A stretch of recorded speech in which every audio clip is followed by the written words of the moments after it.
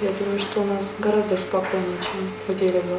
Ну, вот, допустим, меня поражает вот эта ситуация сейчас, которая складывается.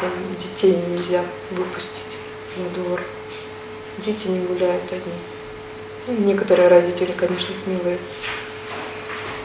пускают своих детей, но я очень боюсь своего ребенка. Наверное, еще долго не выпущу. Очень опасно. Сейчас это педофилия или что-то невероятное происходит, дети просто исчезают. Говорят, что типа машину заманивают котенком. Котенка выпустили, дай, пожалуйста, котенка, это мой, и затаскивают в машину. А что с ним с ребенком делают, неизвестно. Это, я даже не знаю, как это объяснить, это дикость какая-то, я не знаю, что с таким, наверное, не знаю, что с такими людьми можно сделать, и откуда они вообще берутся.